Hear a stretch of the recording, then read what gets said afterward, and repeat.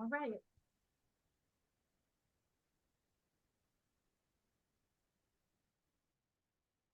Can y'all hear my water in the background?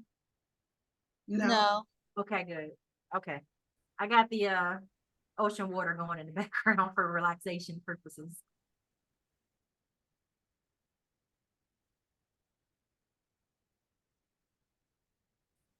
Near, let me know when people start hopping on. Okay, I should be able to see it, right? Yep. Okay.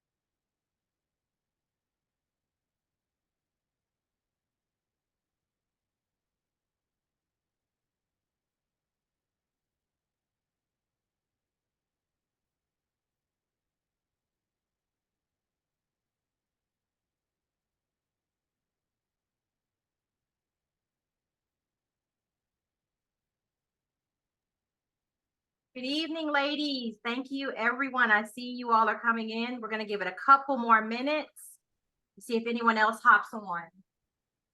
Just a couple.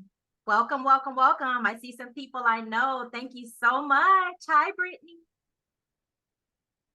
Hi, Saya, Miss Yvonne. Then we have MJG, Nathania, Rochelle, and Stephanie. And if I said your name wrong, please forgive me. I just wanted to say hi. Oh, we had someone else pop on. Hi, Felicia. We'll get started in just a couple minutes.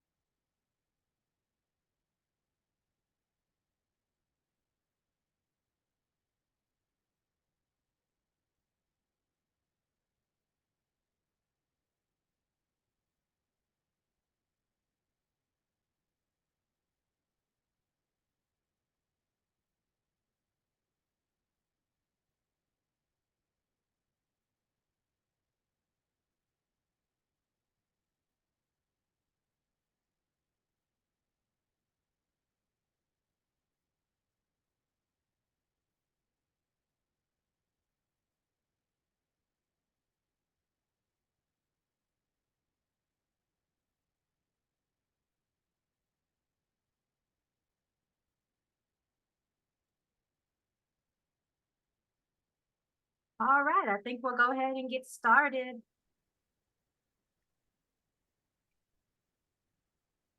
Can you all see the chat?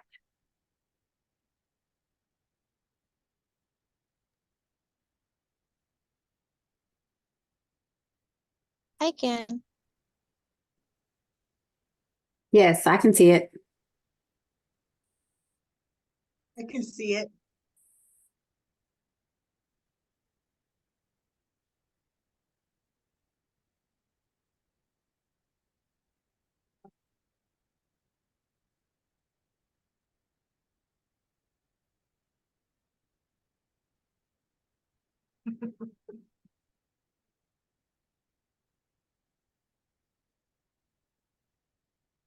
Okay. So it looks like only, okay, okay, got it. Thank you, Felicia. So Felicia said that they can only do Q&As. They cannot type in the chat, but they can see our messages in the chat. Thank you, Felicia.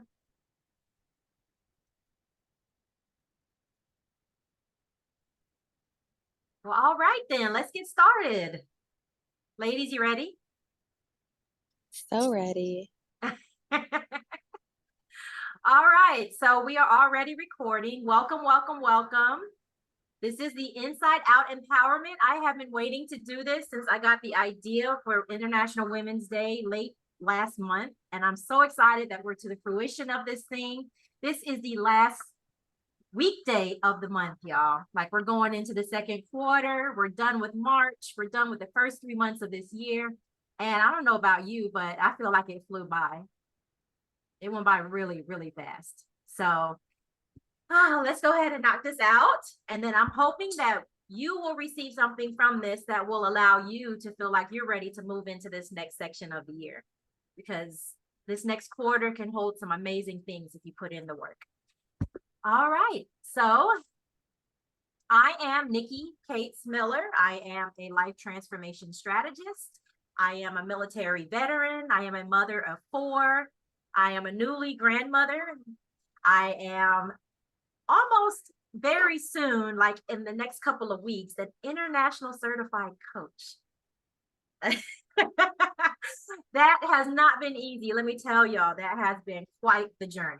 All right. So I'm super excited about it. And we are here today because I have this desire, this absolute desire for women to be liberated from everything internally. Oh my gosh, this thing just fell on me. Can you move that? Thank you. Y'all. Why I just have a whiteboard fall down on me? All right, you know what? We're not gonna let that stop. We're gonna keep going.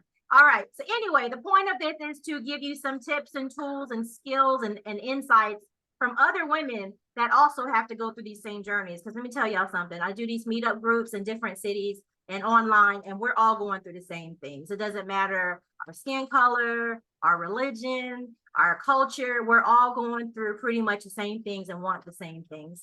So that is the whole purpose of us bringing different women together.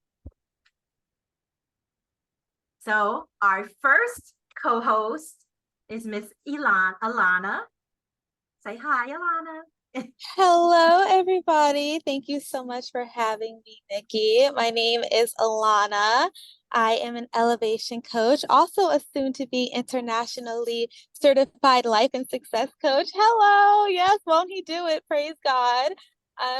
So I coach my fellow ambitious women out there to stop holding themselves back and rewire their belief system and reshape their self-image in a way that they are able to conquer their goals and their dreams from a place of empowerment and confidence. And I first completed this transformation for myself. And I realized that by creating a place of empowerment from a place of powerlessness within my own self, I realized my purpose is to help other women get to that point as well, because I want to see us all win. We really should be running the world, y'all. And I want to make it happen. Hello. Thank you, Alana. Next, we have Miss LaCrista. Say hi, LaCrista. Hi, ladies. I'm so happy to be here. My name is LaCrista Bishop. I am in Houston, and I am a certified transformational leadership coach, soon to be a certified international leadership coach, and I am so happy about it. I really want to thank Nikki for giving me the opportunity to connect and to provide this space for you all. And my role in this world is to empower emerging and experienced leaders who are dealing with imposter syndrome and moving from imposter to empower. So this is our year and we're going to make it happen, ladies. Imposter to empower. Just that statement alone is powerful. Thank you, Dr. LaCrista. All right, and we have Dr. Siobhan Lamar. Where are you at, Siobhan? Right Say here. hi. Hello, everyone.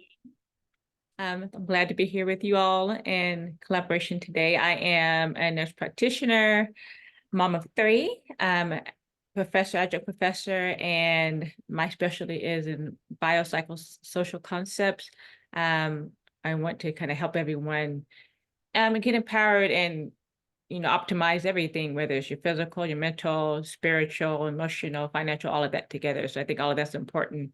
And we can have, be great in more than one area. Absolutely agree. Siobhan is very much so an advocate for holistic health. I know it says it here on the slide, but that really is like at her core. She is a nurse practitioner. She does things clinically, but she also writes and speaks from a space of things that are all connected together. So I'm so happy you're here, Siobhan. Thank you so much. All right, and now we have Miss Tamara. Would you like to introduce yourself? Yes, I'm Tamara Darice is what I go by. I too will be graduating as an international certified life coach on April 18th. I'm so excited. The name of my program is VEIL, VEIL, which is V for victorious mindset. I'll work with you to have victory in your mind. We're going to work on elevating your core. We're also going to work on influencing you inside and out. And then the L is for loyalty to yourself. Ooh. That's the name of my program, VEIL. Yes. I'm so excited. It has been such a ray of sunshine, and I am so glad. I'm so glad to have met you, and thank you so much for this opportunity. Oh, thank you. Thank you so much. I appreciate you ladies for being here. Okay, so now that we've done the introductions, ladies, I want to give a huge shout out to my assistant, Anir, who's behind the scenes. If you all have any questions or concerns, please reach out to her. In the Q&A or the chat, she'll be getting your questions. If you have questions, let us know so she can get them to me. And I will be keeping an eye on that. All right. It's about us now, hey. All right, ladies, you ready to have some conversations? So the way this is going to work, you all are welcome to speak freely. We are just having conversations, okay? So first, we're going to do an icebreaker so everyone can get to know you a little bit better. The question is, and I'm going to give you a second to think about it. If you could have a coffee chat or a glass of wine with any woman from history or in the present, someone you admire for her role in empowerment, personal growth, or leadership, who would it be, and what's the one question you would love to ask her?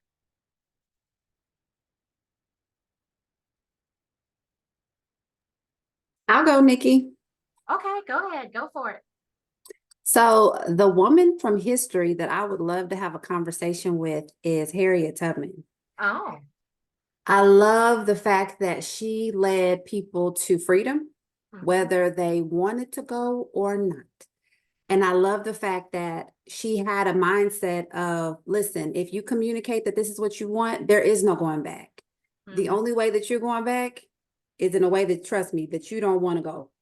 I love that she, in the face of danger, in the face of life-threatening situations, she was so driven that she was like, listen, by hook or by crook, we're going to make it. And I'm going to come back and make sure that everyone else that I love and those that mean something to me and those who are willing have the same opportunities that I have. And that's something that I think as women in leadership and women who are in this space, we have to be able to bring those who are willing along and let them know, listen, there is no other way. Greatness is what you are destined for. And let me show you how to get it. Right. That's right. Okay. I love that answer. Harriet Tubman. All right. Anyone else have your response yet? Or I can go. Y'all ready? Y'all thinking? Alana thinking hard. No, All right. I have her. I Okay, go have ahead. her. Yeah, I would have a glass of wine with Miss Robin Rihanna Fenty. And I would want to ask her how she plays so big. Like she came from such humble beginnings and she literally grinded her way up to the top and has accomplished far more than I think anyone could have ever fathomed would be accomplishable for her. And I just want to know, like, how did she play so big in a world that wants to keep women, especially women who are in that entertainment industry, in like such a specific box? Yeah. Mhm. Okay. Rihanna. Anyone else have theirs? I'll go.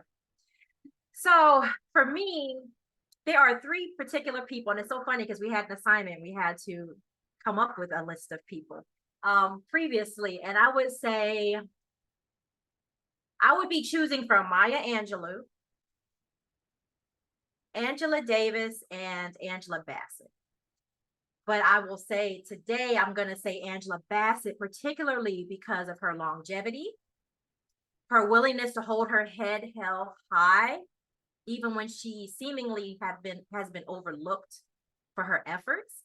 And the thing that I love about her the most, not just her grace, but the fact that she impacts so many people behind the scenes. So many people, African American people in the industry, love her dearly because she's a mentor, she's a light, she's an aunt, she's a sister. And so I don't know, I want to have that kind of impact on people where they've encountered me and they have a smile on their face when they think about that encounter. They feel like I've sown something into them. That's the kind of life that I want to live. That's one of my key points of how I go through this world. Not just to help people to see that they have choices, but also to show them that I choose to show up for them. Like when I show up at my meetup groups, it is my intention for them to know I am choosing to be here and create this safe space for you and for us to have these conversations. And I just want people to know that. And that matters a whole lot to me. And I think that she does that very well. Okay. Siobhan, oh, you ready? Go ahead.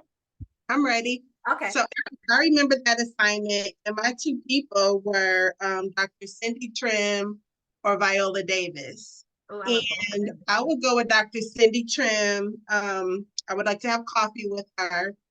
One reason why I would choose her because I believe it's attainable.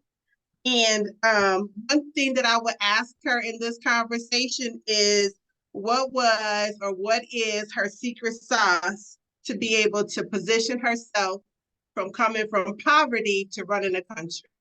That's I want to know. And if I get the opportunity, I'm going to ask her. Okay. Well, you make sure you let me know if you do, because I want to know too. Siobhan. Yes, you stole two of mine. Oh, sorry. I would say same thing. Maya Angelou and Davis, both of them, I think, are both very educated, creative as well, very purpose driven. I could share coffee with either one and kind of ask them what's their secrets and behind, I guess, staying on task, staying on purpose, fighting for people themselves also fighting against other people that, again, as women, as Black women, of having to deal with those struggles and how they stay on task and not get burned out with all of it. I agree. That's one thing that I absolutely love about all of those women. All of these women actually that we've all brought up. Yeah, I don't know. But Angela Davis, I would love that. I should have shared her because she's probably my top person. I just want to talk to her about how she just keeps persevering. You know what I mean? Just how? Especially when you've like been kicked out of the country and on the run and refugee and and you still have a heart for people. I just think that's powerful, and that would be my choice as well. So, oh man, you know what? I hate that we can't like ask the people, and we're gonna have to consider that later. I want to be able to ask people somebody that they would like, to meet as well. Give me 1 second, y'all.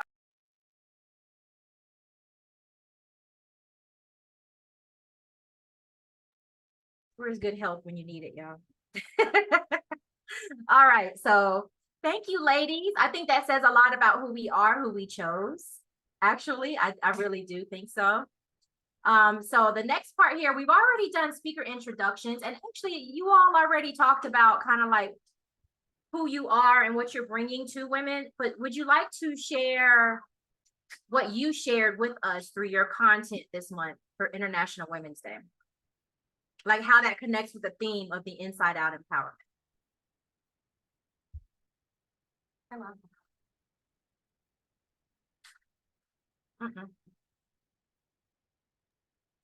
Well, Nikki, I'll go. One of the things that I shared was, going from being in a relationship and being married for over a decade to then becoming out of the blue a single mom, and making a decision to persevere through that and set an example for my children.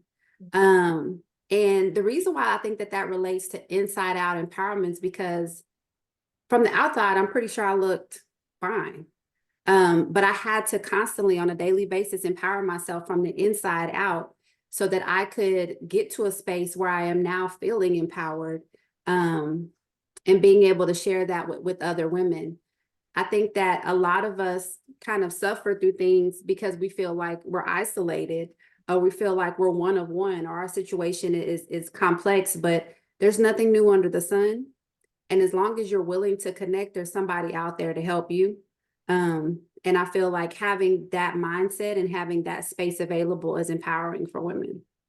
Absolutely. I agree with you. Something that I've learned is that you make it a lot worse when you don't seek out. Yes, absolutely. Yeah, absolutely. I completely agree with you.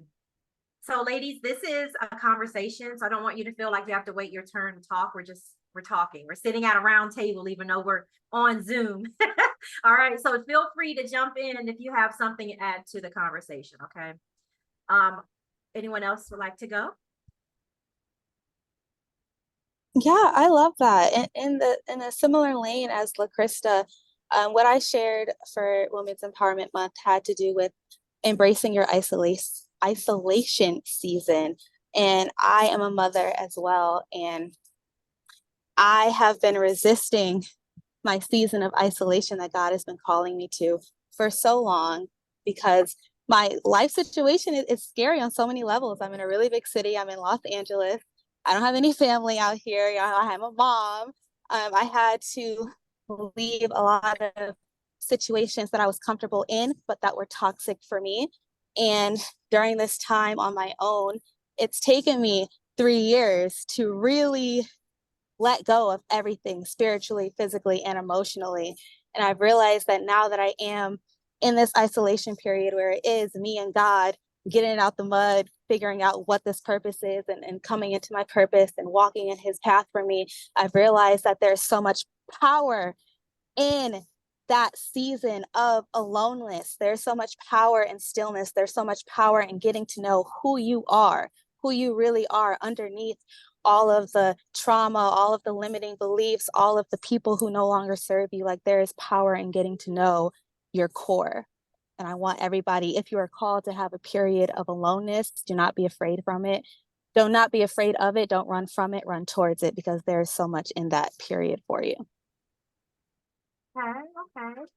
Thank you for sharing. I completely agree. And I love that we're not all women obviously are mothers. And I love the fact that in this day and age, there's not an ultimate expectation. I think it depends on your culture. Obviously, there are still some cultures that expect it, but that we can sit here and say that we had to be put in a position to become better for our children. Because that's what I had to do. I got up and left everything and everyone behind. I was in my last year of college at Georgia State. I left the husband at the time. I left my family. I left my children because I knew I had to remove myself from that environment in order to change for my children. And even though at the time they may not have understood it, they're grateful now because me getting myself out of that environment changed the way I saw things and thought about things. And Right. that's possible for them to be different as well. Because my children, I don't know. I was just talking about this the other day, y'all. I'm gonna be straight with y'all. I got 4 daughters, and I have one grandchild, and I'm grateful for that. But I just feel like I might not get many more. I might have did my job too well. You know? I have children that there's no way I'm thinking they're ever gonna have kids.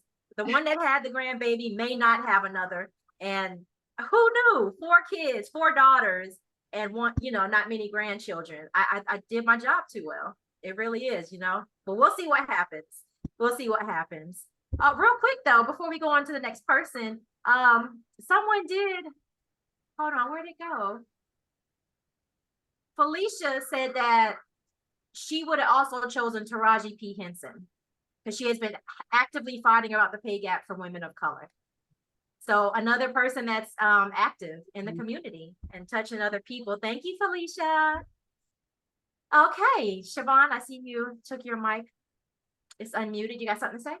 Yeah, I kind of piggyback on all of y'all, what you guys said so far as isolation, transformation, transitioning. I was in less than a year. Hasn't been quite a year yet. Season of isolation, I would say, as well, as far as other people leaving. Like my firstborn left to go to college, so that was a different thing for my mama heart. But then at the same time, I uprooted my daughters and we moved to Texas in a year and left behind family and friends, support system, a community that I was used to. So that was quite difficult. I'm still going through it and, you know, getting through some different things, having to learn how to do all of that, do it on my own, so to speak. Going through the stresses of all of that, being a single mom, which I've been for a while, but not having the support system, and then dealing with health issues and financial things, trying to do the move and dealing with different things with my daughters emotionally, because they didn't want to move, they wanted to move, going through all that transition. And it's kind of speaks into what I shared as far as self-care, self-love. You know, it's been hard because I'll run for everybody else and for my job or for the girls. And I come to, you know, very last place, and that didn't work very well health-wise or mentally, emotionally. And that's kind of the same thing, kind of what I shared as far as that a lot of us, we tend to put ourselves last, and we also often feel guilty. We put ourselves first, even for a little bit. And all of it does tie in spiritually, emotionally, mentally, you know, physically, financially. All these things affect each other. We really can't isolate those different facets from ourselves. Yeah. Okay. I agree. Tamara, you're going to say something? I'll piggyback on that. Yeah, so for me, when we talk about like losing yourself and putting yourself on the back burner, I did that in a relationship, and it took years for me to realize that I had fallen into idolatry. I idolized this person. I put this person before me. I lost complete sight of my future. I lost complete sight of my dreams, my desires, my goals. I lost sight of just about everything. And all I could see was this man, and he happened to be a monster. And turns out that he was a true definition of a narcissist. And so I found myself in a really, really, really dark place. And not only was I in this relationship, but I had backslidden.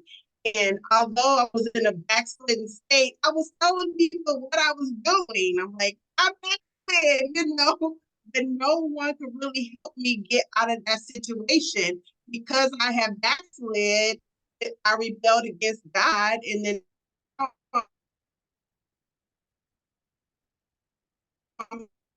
in this whole entire situation that I could not see. And the verbal abuse was, I felt like I was always on the ropes, just always trying to dodge the bullet of his tongue.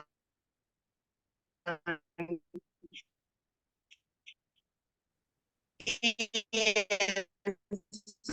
sometimes it would be hard for me to get back up, although to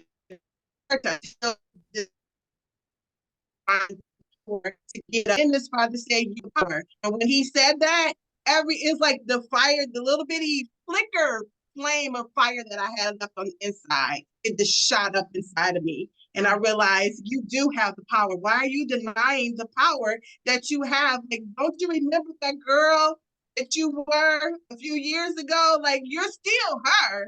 You are still her. And so I literally had to talk myself, pray myself, fast myself, read myself, go to church by myself out of that situation Yes. until one day I woke up and it was the day.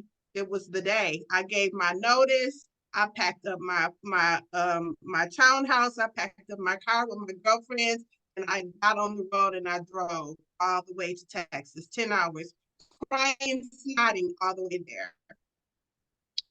And so it's possible to lose yourself. And when you rediscover yourself and you have to find yourself all over again, and you find yourself in a place of isolation, it's a dark place to be in isolation. But when you're in isolation, you can only look up, you can only go up, you can only get up, you can only get better. And that's pretty much what happened to me leaving that relationship.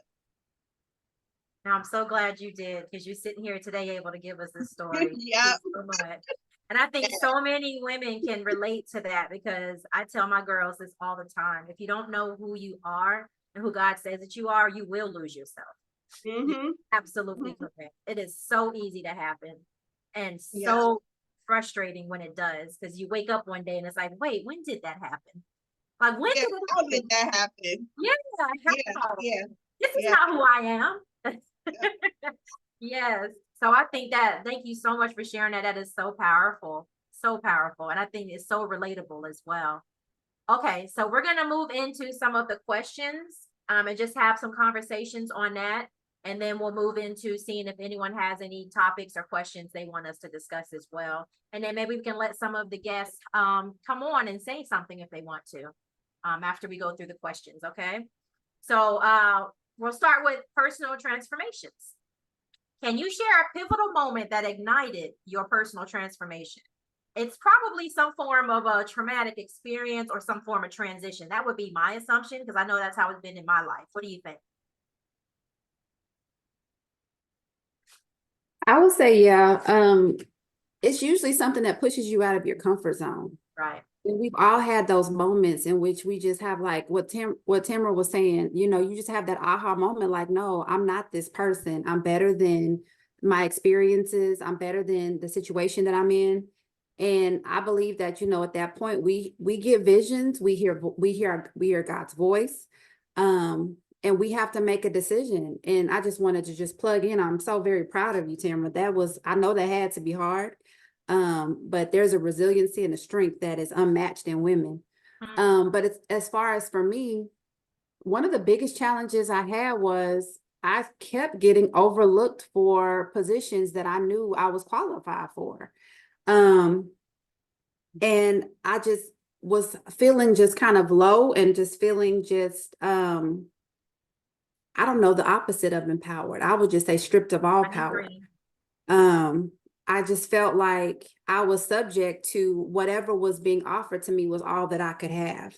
And I knew I was better than that. So I made a decision several years ago just to focus on self-development. I went back to school. I got my doctorate degree. I'm a nurse by trade. So I got my doctorate. I'm a DNP as well, Siobhan. And I started looking for ways that I could empower myself outside of what I was getting from the institution that I was working for. Like, I wanted to have freedom to be able to make decisions based off of what resonated with me and the spirit that I was in that moment, and not be forced into a place that necessarily did not serve me. So I also wanted to talk to women who were potentially in leadership positions or wanted to be in leadership positions, but maybe came from marginalized communities. And I didn't want them to make the same mistakes that I made. Because if you let corporate America tell you who you're supposed to be, you'll show up as a different person every day trying to prove them right. Because you just don't feel like you have the power to do anything different. So for me, it was just constantly feeling overlooked for certain positions, feeling like I needed to prove myself. And it just was a space that I didn't want to be in. I felt like I had no control. So that was the shift for me to move into a different direction. I love that you say that, because when you feel like you don't have control, it's it puts you, psychologically speaking, it puts you in a space where it's almost like you feel helpless in that situation. And when you feel helpless, Yes, absolutely. we see a lot in marginalized communities. When you feel helpless, you struggle to find the motivation and the how to do what you need to do to change it. Yes, absolutely. And then Absolutely. I also see a common theme between your stories about losing yourself, like you were saying earlier, whether it's corporate America trying to, code switch or become someone else, or even if you have the wrong friends, that could happen, or a relationship. Like Tamara was telling us, like I've done all of it. I didn't know, like I buried who I was a long time ago, just to be somewhat acceptable. And it took me a long time, decades, to come out of that space. So yeah, that's definitely something that's common amongst all of us. Did anyone else want to touch on this one before we move on? I will. In corporate America, I always felt like people didn't see me, and they didn't. They just didn't see me. And I finally got to a place where I was like, you know what? I'm tired of trying to explain to you all who I am. If you can't see it on my resume, stop asking me. I remember I interviewed for this role, and I had like 5 interviews with them. And it seemed like they were trying to see if I was lying about something. And then I finally told them, I said, you know what? Please remove my application. I am no longer considering you all for this role. And the person, one of the people in the interview called me the next day, and he wanted to know why. And I said, because if you don't have the sight to see who I am, I'm not your person. I'm not your person. I'm not your person. And I walked away, And so, um, Dr. LaCrista, I know what you mean. Like, if you get tired of fighting to prove who you are and to show who you are and to be in the position that you know that you're supposed to be in, but you still keep on getting overlooked. So I stopped doing that. And then when my most recent employer let me go, they really let me go because I refused to play that game and prove to them that I was who they hired. I refused to play the game with them. So the time ran on out, and I knew it was coming, and I thought, I'm not going to be applying for all these jobs and begging these people to hire me. I'm supposed to be an entrepreneur. So when you realize what you're supposed to be doing, go do it. Just go do it. Whatever your dream is, your goals are, go do it. Stop fighting against the current and go with your own current. So yeah, that's what I had to do. Okay, with the quotables, what was that? Go with the current. You have your own current. Yes, go with your own current, go with your own flow, go with what you're supposed to be doing. Yeah, I've worked in employee benefits for 20 years. 20 years of doing something I did not want to do. I have no passion for that. That doesn't make me want to get up in the morning and go clock in anywhere at all. Not even a little bit. So why am I begging you to let me come do something that I'm not even designed or called to do? That's not my purpose. That's not my purpose. So I want to go in the current of my purpose. Yeah. I agree. That's amazing because a lot of women say they want to know what their purpose is, but it doesn't just drop in your lap. It's not like, oh, I prayed and it's just gonna bloop, there it is. That's my purpose. It doesn't happen that way. You really do have to put in forth the effort. You have to put yourself out there, see what you like, what you don't like. You have to do the inner work to see, what are your strengths? What are your passions? What are your spiritual giftings even? What is your personality like? What makes you move, makes you tick? How do you sense peace?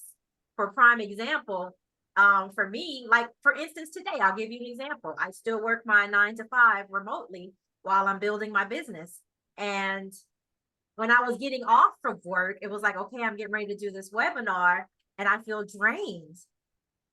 And I wasn't like up walking around and dealing with people. It was just on the computer doing things that are repetitious and boring and draining my energy for something that I have zero passion for, right? So that's the difference. When I'm doing things relating to coaching and serving people and teaching and all those things, I don't feel that draining. I don't feel that turmoil on the inside of myself. I feel peace. I feel excited. So that's one way to know when you're actually doing something or you're moving in a place or walking a path that really is for you, is because you do experience that peace and that fulfillment, and you know you're going with your flow and your current, like Tamara just encouraged us to do. Yeah, it's like it comes from your core. It comes Absolutely. effortless. It gives you, not only are you, it's like literally living in a stream where you are receiving water and you're giving water. So it's like you're always replenished, because what you get you give. It's like a flowing current. And so, corporate, I wasn't getting that. Nothing against corporate. If your purpose is in corporate, wonderful, Yes. Yeah. Yes. I Well, we say- got to have some people called to it because we need people in there that's going to make a difference. Right. Your purpose, I think a lot of it, I mean, like the passion, purpose, kind of somewhat equal and kind of a little bit different too, because, and I know you know this, Dr. Bishop, because you've been in the healthcare arena.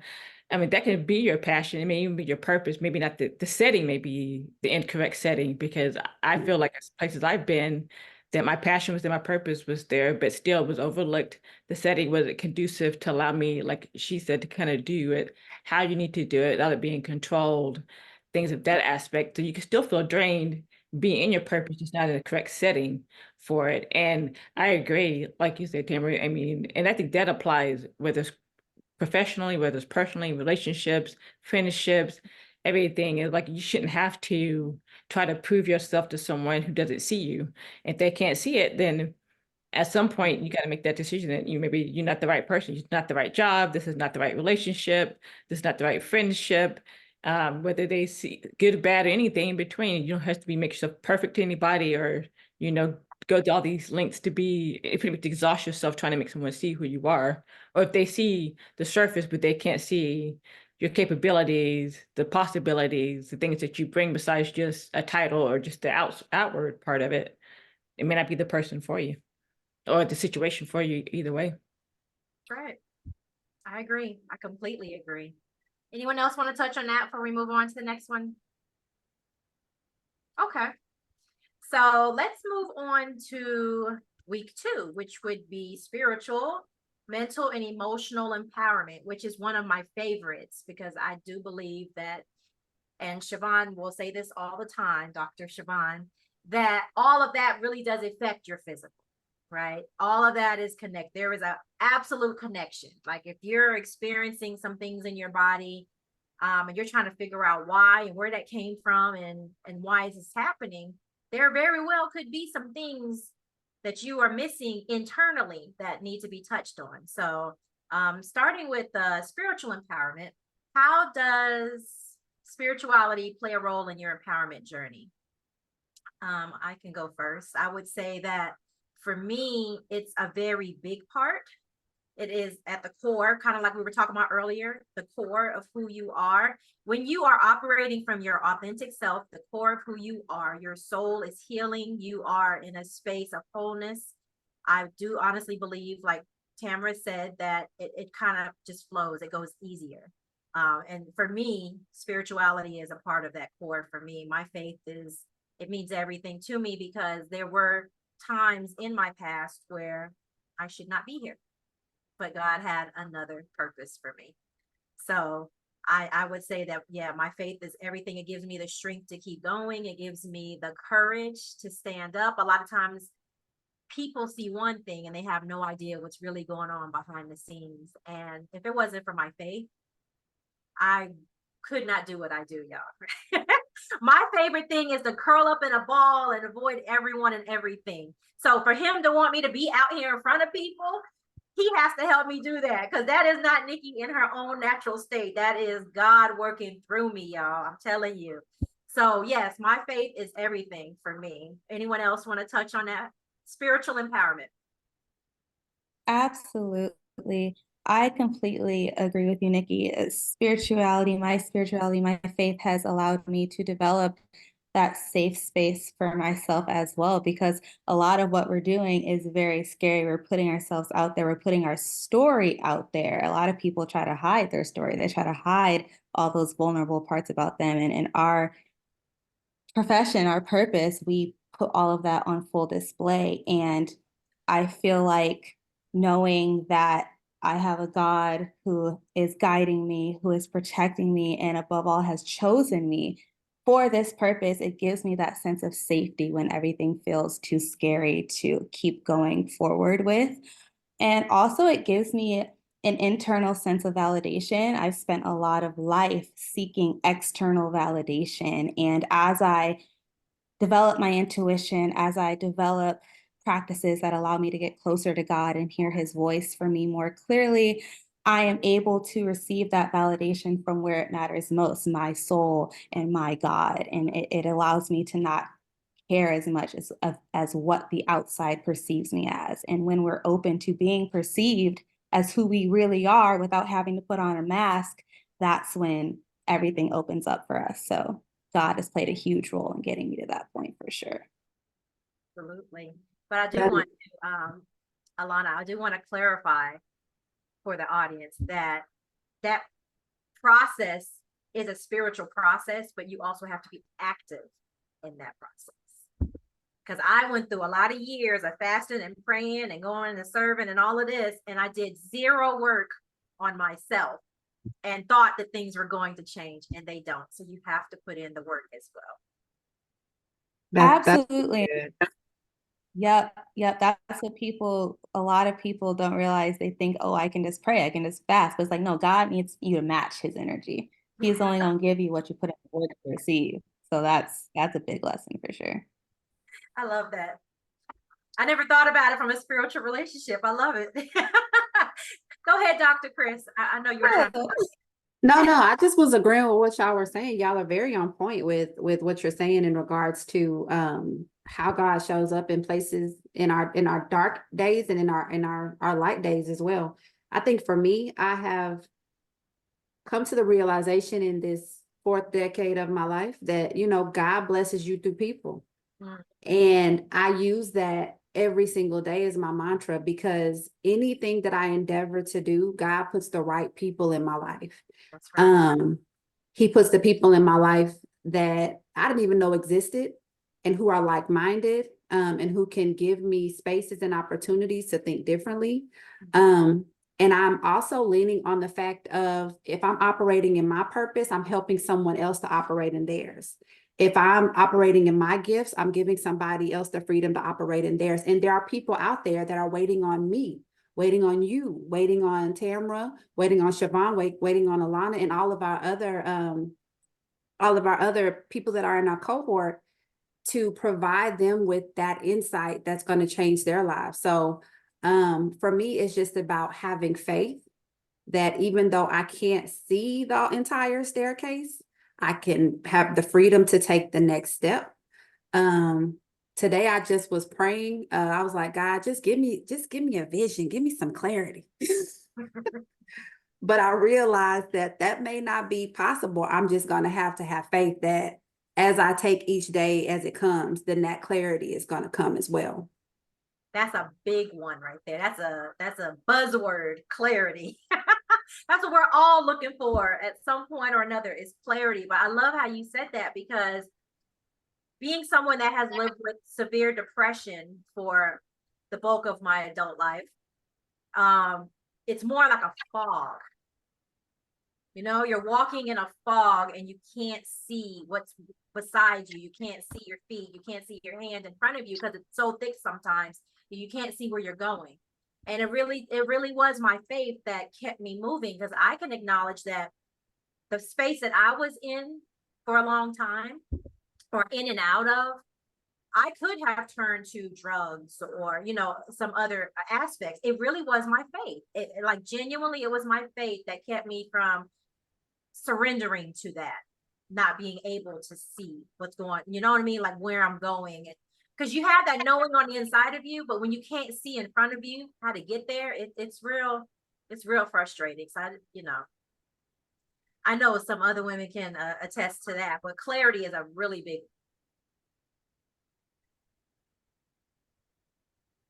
To me, I think for me, spirituality in any kind of empowerment is the cheat code. I mean, it gets you to help you look at yourself better that you would normally not doing your normal lens because you get to our feelings and situations and environment, things like that. It's the cheat code help you look at other people in a different way. Some things you may perceive as one way may kind of like, hey, maybe let's look at this a little differently. Maybe something else has gone on beyond there. Get out of my feelings and my perceptions and maybe treat other people differently.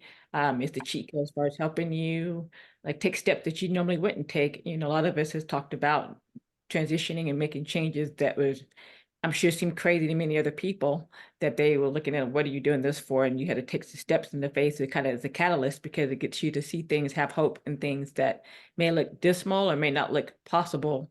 And you take those steps out there, guidance, like you also clarity, different things that kind of purpose driven, all of it. It's the cheat code, I think. Without it, I don't know how much I would even have gotten to at this point, I would have, like I said, fell behind or found some other dysfunctional way of coping with things and all kinds of things of that nature. Giving up on probably 80% of the things I've done.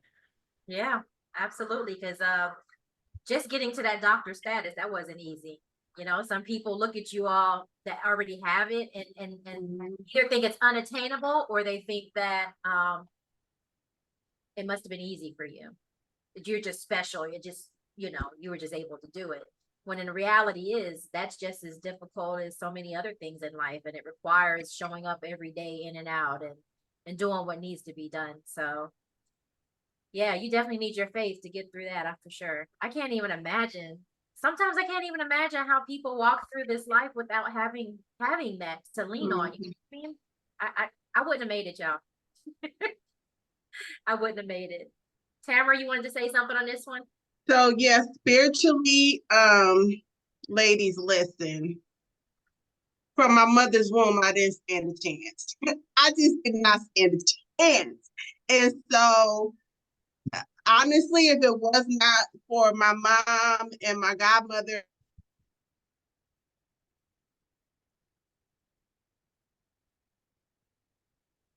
getting that foundation in there, I stated I would be here right here today. It wasn't until I had messed my whole life up. And I had got to a place where only God could help me. Nobody, no person can help, only God can help me. And so when I had my true introduction to him, my life changed. And I had several years where it was just time for me to set aside and just learn about him. And so for me, spiritually, anytime I step outside of my faith or step outside of what I believe or step outside of what I know, things don't go right for me. So spirituality is like that's what keeps me grounded. Yeah.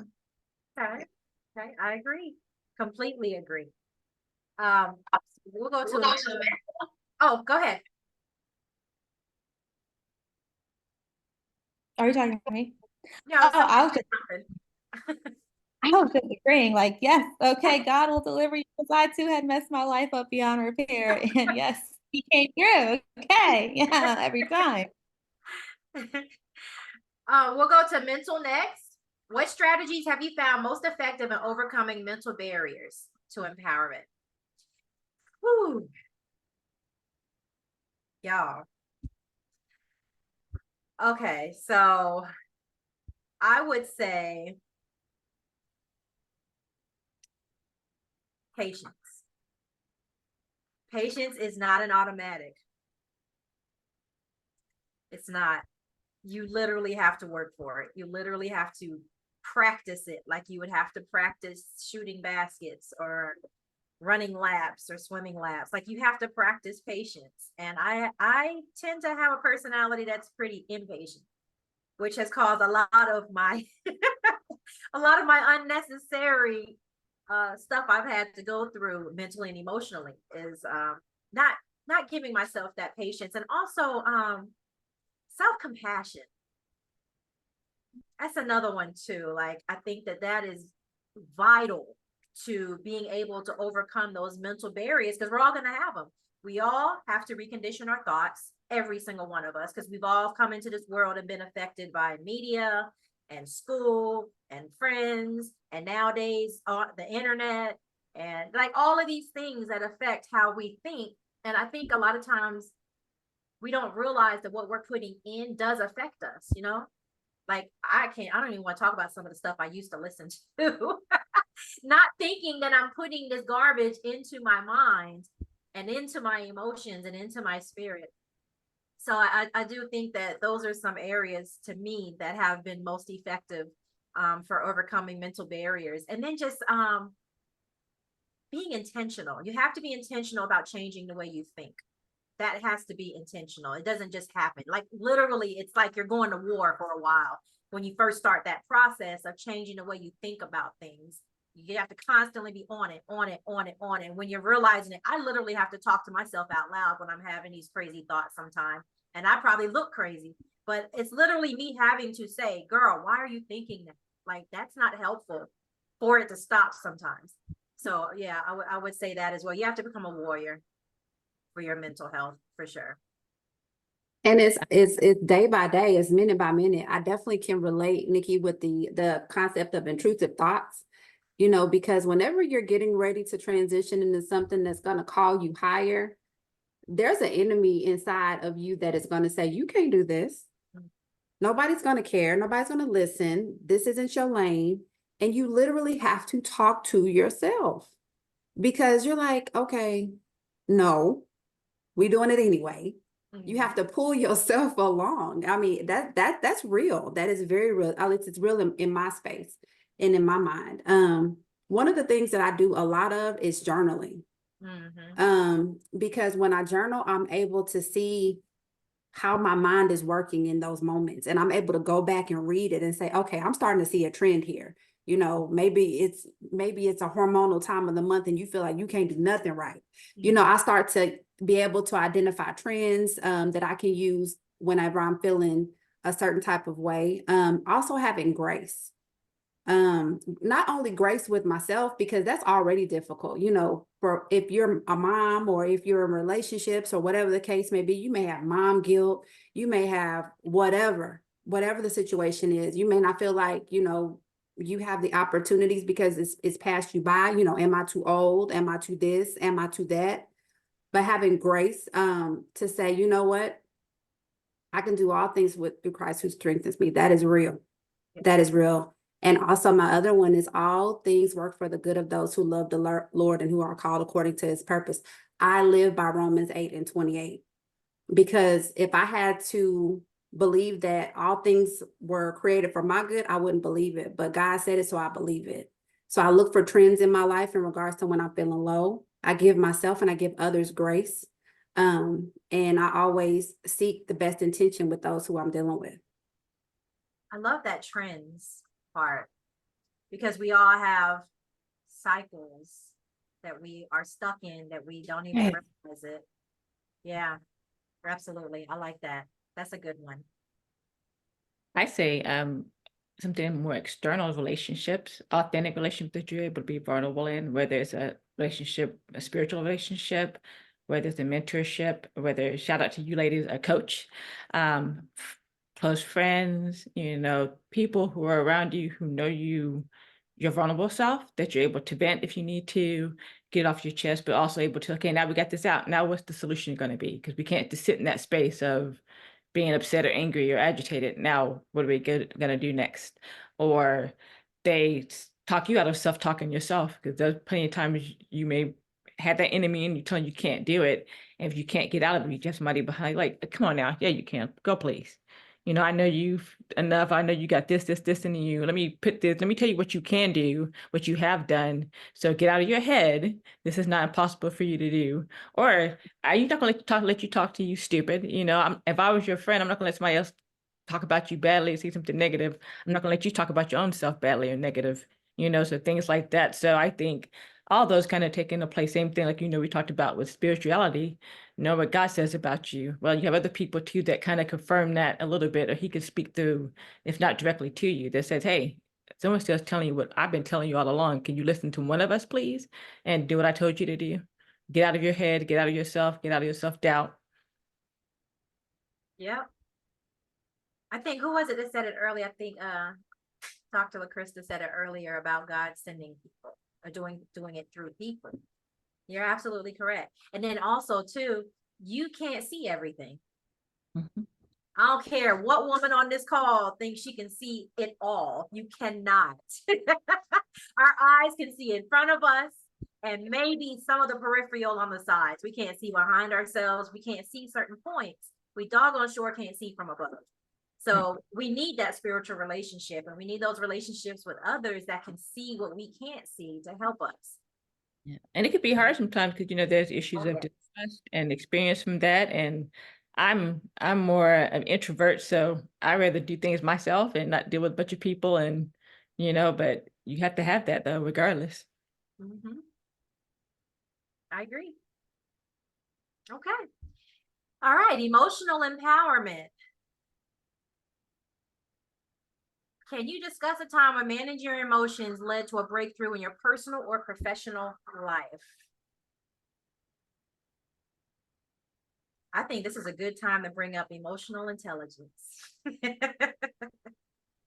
Because, nowadays it's a buzzword because, a lot of corporate training and stuff like that are teaching it. A lot of, even more pastors from their platforms are teaching about it. When I was younger, when we were younger, we didn't know anything about emotional intelligence. We did not.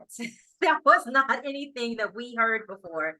And I think that for me, that was a big one, because that and not letting your emotions drive the car, that's a real big one for me. Like, being a person that's recovering from depression, if you always go by how you feel, you will never be consistent at anything, ever, because you're not always going to feel like it. So if I don't feel like doing my hair, I'm going to have a bird's nest on top of my head for 2 weeks until I feel like doing it, right?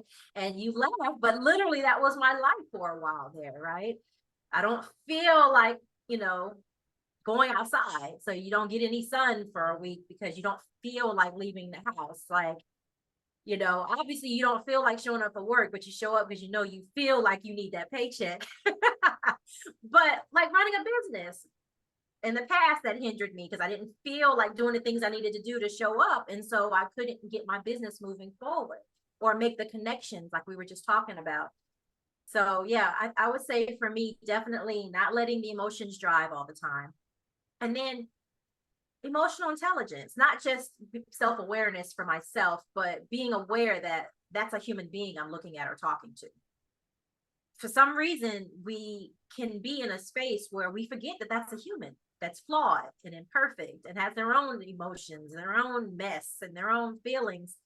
Even like your spouse, right? That's a whole human being you're talking to that came from a family and an environment, and you know what I mean? So yeah, that's been really helpful for me, for sure. One thing I like to always remind myself, plug for therapy, first of all. Mhm. Therapists are a great way to develop that sounding board so that you can understand when your emotions are driving. But one thing that my therapist tells me all the times, our feelings are not facts. Let's talk about the facts in the situation, because how you feel will have you doing this. Yeah. So feelings are not facts. When you show up in spaces, be aware, have somatic awareness, be aware of what's going on in you, and be intentional in addressing it. Sometimes you get around certain people and their energy is just off. Yeah. You need to be aware that when I talk to LaCrista, I feel a way. Like, what's going on? Like, being able to be in tune with what's going on with yourself as far as energetically, but also being aware that, what, am I in a space with, I don't understand her, or I haven't given her grace in regards to how she's showing up, just like you said. And we're all people. We come from backgrounds and families and experiences. and life paths that are making us who we are. But I try to remind myself this all the time. What you feel is not a fact. It's just your feelings. So don't move in that spirit all the time, because it's not fair to you and it's not fair to anybody else. That's right. Anyone else want to touch on emotional before we move on? I just agree with that. Feelings aren't facts. Feelings are a symptom. It's not a condition. It's not a state. It's not a disease. It's a symptom. So figure out why you have the symptom, what's the trigger, what's the root cause of it. And if it's something that's negative, try to do what you can to fix it, do what you can to prevent it. It's health, it's your emotional health, it's all of it. Okay. Okay. What advice would you give to someone struggling to find emotional empowerment in challenging times? I think I you would just give did. Mhm. I would give advice, two pieces of advice, one for in the moment and one for just in general. In the moment, I think it's important to practice pausing. A lot of us, I mean, it's just natural human behavior to be caught up in your cycles and your emotions. And if you don't give yourself a second to pause and become aware of like, okay, I have a choice of whether I can continue this way or choose a different path, then the chances of you getting out of that cycle are very slim. So I feel like when you have moments of awareness of what's happening, take that moment to pause, breathe, and select your choice carefully, because that can be the difference of you going into a downward spiral for months or you getting yourself back together within the next couple days. And just in general, I think a really great emotional awareness practice is having a regular reflectionary practice in your life. For me, I love journaling, I love meditation, I love prayer, and journaling has been a huge rock for me as a way to just realize what's going on in my head and give myself clarity of those choices that I have that I wouldn't have been able to see if I didn't get everything that was going on in my mind on paper. And also knowing when to tap somebody in, like LaKrista said, shout out to therapists. Sometimes you got to know, okay, this might be out of my ball court. I need to tap in a therapist, or I need to talk to a friend. Like I need to talk to somebody outside of myself. So just having that awareness of what you need to do in order to be better is definitely important. Yep, I agree. I agree. Okay, so how do you balance the importance of physical health with other aspects of empowerment? That is not easy to do. I'm just gonna be straight with y'all. Before I started doing all of this school and certification and really build my business and events, I was working out regularly. I changed my whole lifestyle in the last few years. I was more like engaged in it. But when life starts lifing, it's kind of hard. It's kind of hard. Now I might get it in once or twice a week, and I still have my healthier lifestyle. But even though I try to make it a priority, there are other things that are also priorities. So I would say for me, it's a balancing game. I don't think they will ever fully come to a place of full balance. I think that it's more so practicing moderation, setting boundaries and hacking in order to put ourselves in a position where we can at least sustain that area. If in this season I can't focus on that, at least I can sustain it to a certain extent, because what can I do in this world and what can I change if I'm not taking care of my body? Not a doggone thing. So yeah, that would be my response. What do y'all think? That includes Go ahead. oh, sorry. And then that includes rest too. Like, that's my big thing, because that's hard for me as a person. And like I shared with the book, that there's more than one type of rest. It's not just sleep. Mm-hmm. Oh, please share more about that, because that is so powerful. Yeah, look, they want to hear it too. Yes, please. Share more about that, because I know you've been reading a book and studying that. Like, yes, and I still haven't finished it yet, but it's so enlightening, because it makes so much sense, because like they go into the 7 types of rest. So there's, spiritual rest, there's creative rest, there's, I think, what's physical rest, social rest, is all these different types of rest, and it makes so much sense. So we get so, especially now, we have social media, we have work, you have, you're moving around, you're doing all these different things, and emotional rest, and you're bombarded with emotion, yours and everybody else is just I think that's probably been the biggest thing I've been trying to balance doing, physical exercise and all these things. But sometimes like I need to rest and figuring out what type of rest it is. My eyes are tired 'cause I'm tired looking at this computer all day.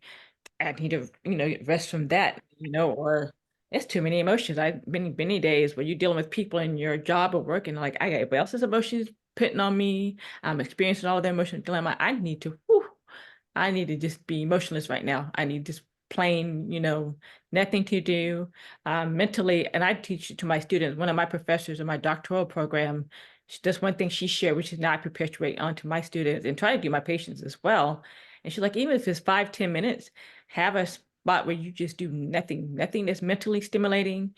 There's something that's fun or light and laughter, but you're not working out, you're not reading, you're not watching TV. You just let your brain calm down and get not just sleep, but get at that point where you can just pull all that down. So I think that's part of your physical because if you look at athletes who are all trained, they're doing all these periods of working out and they're doing vigorous and strenuous things, but they have points where they rest and they eat well and they hydrate and they drink well because you get the muscle building and all that and your strength at the time of your rest if you break it down when you're being active. So I think a lot of times we get confused with physicality and move and work.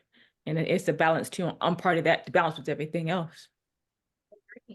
So what is something that you would do? I think I know the answer. What is something that you would do for rest? The way that you're describing it right now. Which type? Oh, no, you did say there were 7. Meditation. Where you like you're not sleep, but like how you were saying, where you just do nothing. Yeah, I mean, for like that, that's just like they said, just a mindless, for saying like mentally, that's just a mindless activity where you just sit there and with just listening to music, not reading, not really watching TV, or just saying something light, something's laughing or take a walk. I mean, that's physical in a way, but it's not so strenuous. Creative rest sometimes too, you feel like you're in a creative funk. So there's different ways to rest and relax from that. Massage is great. Fits to me for physically and not sleeping rest, but just like, okay, I'm at this point, I'm not in this moment. I'm not thinking about anything. I'm not worried about anything. I'm not moving. I'm not working. Just, get the body, get some release and them that tension out too, because I don't know, I can't, especially for women. And I deal with pain in my specialty right now. And I don't know how many times women come in. I don't know why my neck hurts and oh, my shoulders are tight. And it's like, honey, we put it at, it's right there. And I'll take you like, oh yeah, you're hard as rock. You need to, you're doing too much. You're thinking too much. You're stressed too much. You're going through a lot of things and it's just right there. And then now you got headaches and you can't sleep and you can't move and you can't drive and you can't lift. And it's a whole bunch of different things that goes back and forth with it. I agree. Good When I rest. started becoming aware of the fact that I carry that in my shoulders, I'm more mindful now of paying attention to when I undo it, relax. I notice that when I'm driving, I Yep. always tense. Yes. And it's like, why? I've been driving for what? How many years? I'm always super tense. When I'm on the computer, for some reason, I always tense up. I don't know. It is what it is. I love that. That traffic. Whew. Oh yeah. I practice what Siobhan is talking about as far as being quiet. I started with 10 minutes and then I went up to 15 minutes. And then when I have my daughter's puppy, I do 20 minutes because he bothers me. But what I do is I sit on the side of my bed. I turn everything off. I have set my timer on my phone and I cover myself up with a blanket just so that it's just me under the blanket, kind of like a tent. And I just sit there. I don't think about anything in particular. I don't listen to anything. I just sit there. And so next week, I decided I'm going to add journaling because some of the thoughts that I've been having while I'm sitting in that quiet have been very profound. So I'm going to start journaling after I do the 15 minutes of just sitting and being quiet. And I usually do it first thing in the morning. And if I don't do it in the morning, I'm always trying to find time to go and do it because it's just that it's beautiful.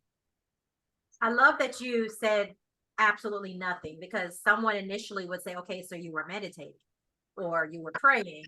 No, you're literally doing nothing. Because I think also Yeah, people don't realize too, if you're watching TV, your brain is processing. If you're listening to music, your brain is processing. If you're listening to audiobooks, anything going in is being processed. So you're absolutely, I love that. I never thought about the blanket though. I think I would get hot real fast, Tamara. I don't know if I can, Use a I don't sheet. know if I can do the blanket. Use the sheet. But I do practice that. I've got to the point now where, let me tell y'all, I am okay with saying no. No. It took a long time to get there, but I got good at saying no. I've got good at saying, give me my space. Like, you know, I just, I don't know, after years of neglecting those things. So yeah, I'll sit for hours if I can. Like, then again, I'm an introvert, so I love just being by myself. I also took up painting, but like not painting like, oh, I need to create this beautiful thing, but like, let me just color in the lines so I don't have to think, right? I'm just doing something to release my thoughts. And so for me, that would be another thing as well. Okay, so let's see. Let's do one more question and then we'll see if we have anything from the audience. I don't think anyone's put anything in the chat, so I think maybe we can just since we don't have a whole lot of people left, we've had some people hop off. Oh, Miss Yvonne said I would rest by taking a walk around the water fountain and just let everything mentally go and thank God for everything. Amen, Miss Yvonne. I agree with you. And walking is a good one, actually. Long as you're not walking to exercise, you're just walking to, you know, stress release and enjoy the environment and taking the sun and, you know, taking, you know, what you're experiencing, the air. Let me tell you, a good breeze, I will lose myself completely in it. So I feel you on that. Okay. So I think maybe we could do one more question and then we'll have some conversations with the audience because we're steadily having people hop off here. So that's okay. We don't have a lot left now. We can have some people kind of talk and join in the conversation. So let's see. Can you share an example of how a strong support network has helped you overcome an obstacle? I did not learn about this until the last year. Isn't that crazy? I'm turning 46 this year, and I am just now learning about having a strong support network because on a personal level, like in my family and so forth, my family loves me, but I didn't have strong support, a support network for that. I haven't had a lot of friends, or it was a lot of them were draining relationships as opposed to pouring into me type relationships. So I have not really experienced a strong support network until recently.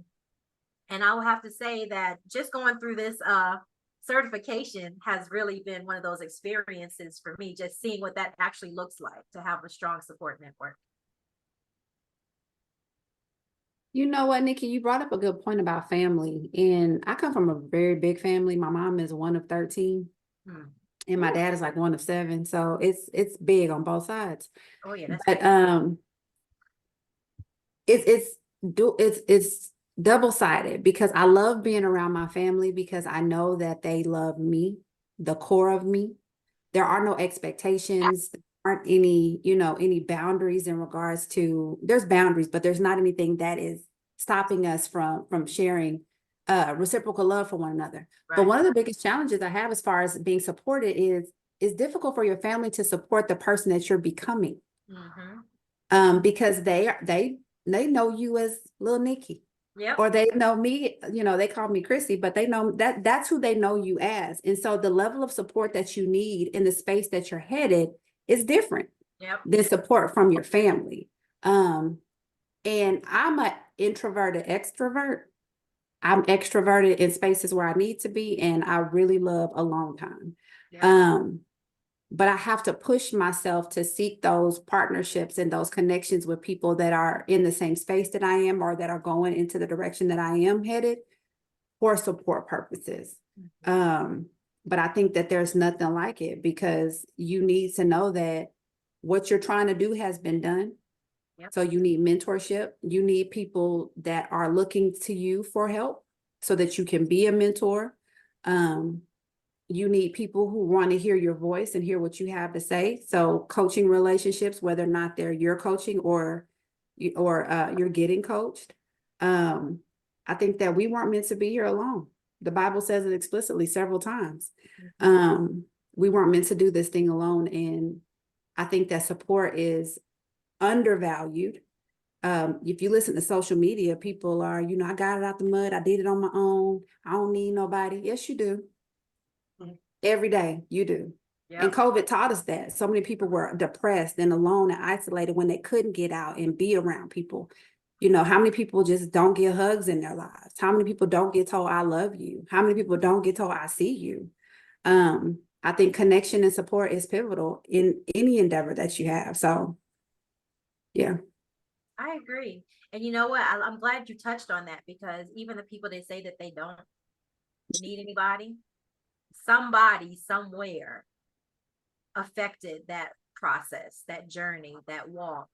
Somewhere, somehow, even if they didn't physically do it, somebody somewhere somehow played a part in that. So you're absolutely correct. And I was that person. I was that Lone Ranger for quite some time. And it's not that I didn't have people, like Siobhan was in my life, but when people aren't directly in your life, you can choose when they are in and when they aren't. You know what I mean? And so it was very easy to isolate from that perspective. So that's why I started the meetup groups. One, to hold myself accountable to stop isolating myself, and then to help others to stop doing the same thing, because apparently it's very common for us to do that. Especially after COVID, because we just got used to it, Mhm. Okay. Anyone else want to touch on that? No. And Near, I think if any of the ladies that are here now, if you want to say something, just put your hand up and I'll allow you to speak, and then we can have a conversation from there. Okay, copy that. Thank you. Who we got? Miss Yvonne. Hey there. Your mic is muted. There you go. Hi, Hey. this was really nice. First, I was disappointed because I thought I was going to be on the video like we normally do with the sessions. But I've learned so much from everybody, and I just really enjoyed it. But the feelings are not facts. I mean, my God, that's worth $1,000 by itself with the therapy. Okay, I mean, you can go to bed at night if you get a grip on that. You have, then the other thing I've learned was you have to believe in something bigger than ourselves. It's like you say, we can't see behind us or side of us. And so you can worry yourself to death if we don't know there's something bigger than us. A cocktail, a joint, whiskey, a man is not going to do it, right? So we got to know something bigger than ourselves, and that's our Lord Jesus and Savior. And then I know you mentioned, I think, Elena, you mentioned peace, something about peace. And that's just crucial, but we have to fight for that constantly, just constantly. Like you said, Dr. Bishop, it's always something, some enemies in the back of our mind saying some old crap to talk us out of our dreams, our sleep, our decisions, just regular stuff. And then the last thing, getting your rest. Oh my God, that was just great. Because soon as nighttime come, I'm locking the doors, checking the windows over and over and over, because I stay by myself and I'm already in the gated community, but I'm still double checking this or that. Then I got to have something on, like you say, the audio, and that's not peaceful. I need to open up my Bible, read the word, because he has control over everything. Have you tried nature sounds? It's been a while. I have in the past, but I probably Okay. should go back to that. Yeah, that works for me if I don't want to actually be processing information. Uh, Try nature sounds. okay, I may need to go back to that. Yeah. Thank you. Find what relaxes you, because my mood shifts. Sometimes I'll do crickets. Sometimes I'll do the ocean. Sometimes I'll hear a thunderstorm. Yeah. So, yeah. Okay, thank you. You're welcome. Thank you for sharing your points. I appreciate that. Oh, absolutely. Okay. Anyone else?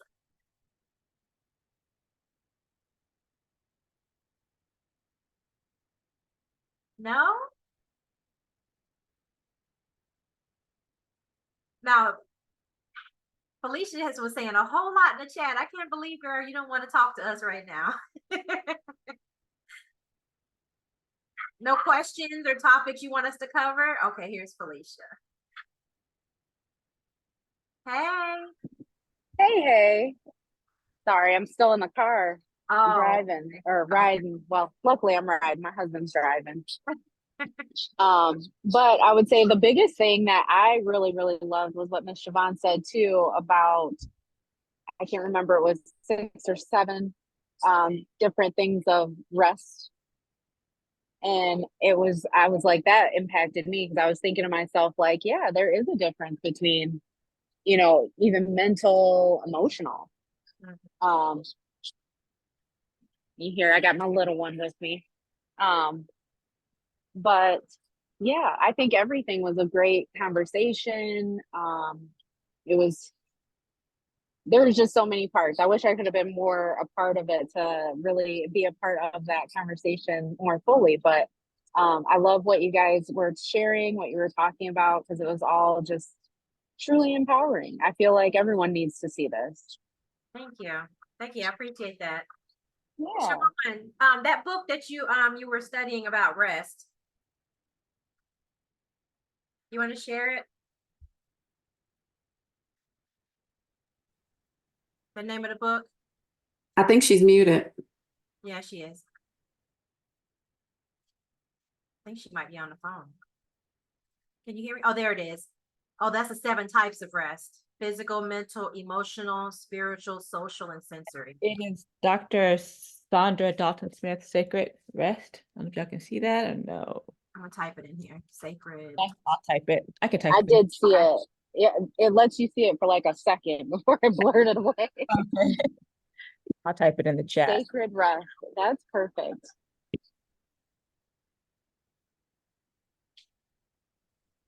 Yeah, when she first brought that to my attention, I was like, wow, that's interesting. I never thought about that. I love, being exposed to things that cause you to look at things differently.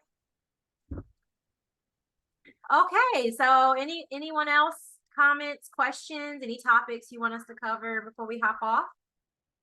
Thank you so much for being here. Ladies, thank you so much for amazing conversation. I really appreciate you, all of your beautiful smiles and your empowering words and all of your support. I appreciate you so much. Thank you. Thank you. Thank you. So Thank as we get you. ready to close out, I'm gonna give you a moment to talk about, yourself and say goodbye and everything. Okay. Oh, so this is my stuff. Okay, my bad. Okay, so before we head out, let's go ahead and let the ladies know how they can reach you, get in touch with you on social media, or if you have any offerings that you would like to share with them. This is your chance.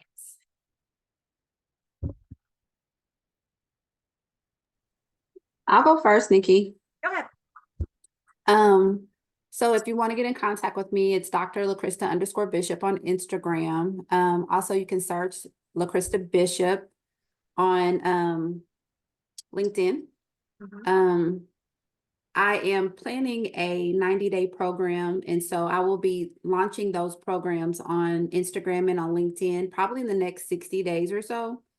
Just trying to make sure that I am where I want to be and making sure that I'm getting the content created so that it'll be beneficial, just kind of working the kinks out because this is all new to me. So that's how you get in contact with me. I'm definitely looking to connect and would love any opportunity to do so. Who is your ideal client or your target market? Who are you looking to, if they come to your social media, who are you speaking to? Thank you for asking that, because I should have said that. So my ideal client is women who come from marginalized backgrounds, who are wanting to enter the space of leadership. So maybe they're entry level and they're looking to either go back to school, get a certification, or apply for a leadership position. For women who are already in leadership positions, who are challenged with imposter syndrome or challenged with communicating through difficult spaces, or who are looking to transition to something new. And then if they're not in leadership or they're not interested in leadership, people who are looking to kind of capitalize on what their brand is or develop what their brand is in the spaces in which they feel like are relevant, because everybody's not in corporate America. So working with people to better understand what's your brand, better understand how you walk into the room. Every opportunity that you have to encounter with someone is a leadership opportunity, whether you know it or not. It's formal or informal, helping them to lay hold of those opportunities. So glad you said that, because I've encountered women saying, I'm not a leader. But in some way, somebody is watching you and you're influencing someone. So you are a leader.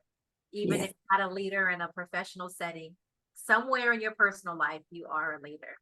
And Dr. Bishop, I love the imposter to empowerment. I love it. Love, love, love. And imposter syndrome is so common, especially amongst women. Yes, it is. Much needed. Okay, anyone else? Yes, I want to first share an ending note on that concept of the support network. It just really, I didn't have anything to say because I feel like I've never had a support network. I've had people who support me, but I've never had tribe. And so hearing you, Nikki, and you, LaCrissa, talk about that, it made me feel less odd for finding tribe or not having tribe later in life. I'm about to be 32 and I feel like everyone around me has like their core group, but I feel like some of us were meant to find that later in life, and that really made me feel okay with that. So I'm thankful for you two for sharing your experience with that. And as far as me, you can find me on Instagram. My Instagram is alana.aspen. I'm also on TikTok by that same name, alana.aspen. I plan on foraying into LinkedIn this year. I gotta I gotta figure out that platform. I'm not as on there as much as I am on Instagram and TikTok, but I definitely want to be on there more in the future. I also have my signature 90-day program launching in May. It is called Audacity to Dream. It is a 90-day transformative experience designed to empower women to awaken that potential, rewire those unlimiting beliefs, and develop that type of unshakable confidence they need to start stepping in to the life that they truly want and not holding themselves back in a life that is not a fit for them. And the women that my program is catering to, it's going to be those empowered entrepreneurial women, very ambitious women who have a big vision, but they are limited by those limiting beliefs and mindsets. And they're really wanting to develop the confidence and the mindset they need to propel their business to the level that they see it being at. It's for those creative women, women who want to drop that movie script, that book, that fashion line, but they are really too scared to do it. They don't really know if they can do it for sure. And they really just want to get their mindset in the right place to be able to unleash their creativity to the world. And I love the 9-to-5 women as well. Hello, career climbers. Everyone looks to level up in their career, trying to get that promotion, but they don't really know how to, propose that to their boss. They're trying to figure out how to push themselves forward in their next level of their career. I am here for you, all of my ambitious women all over. I want to get us to the next level. And yeah, that's me. That is Alana Aspen. Thank you, thank you, thank you for the platform, Miss Nikki. You are very welcome. And girl, look, your energy just comes through the screen. So I hope they feel that. I know I do. Tamara, did you want to say anything before we hop off? Alana, to the tribe situation, I'm 54 and I am rebuilding a new tribe. So Yes, it'll happen. It'll happen. I can be reached anywhere, Tamara Daris. My Instagram is at Tamara Daris. LinkedIn is Tamara Daris S. And YouTube, Tamara Daris, TikTok, Tamara Daris. So that's my name. My 90-day program is called Veil. I talked about that a little bit earlier. And my target audience is individuals that are life rebuilders. No matter what you're rebuilding from, divorce, bad relationship, just relocation, empty nesting, loss of a loved one, any type of life rebuilder, I'm your person. Aspiring entrepreneurs, career transitions, those are the people that I'm called to. And that's it. Thank you for this opportunity, Nikki. I really appreciate it. You're welcome. And thank you so much for being here and for your support. I really appreciate it. Siobhan, did you have any last words before we hop off? Yes, I just want to say thank you, Nikki, for the opportunity. Thank you for pushing me to do this. I am inspired by all of you women and all of you ladies. I'm the only one that's not coaching, but that was just a quick vulnerability. And it was a push, and she's been pushing on me a long time.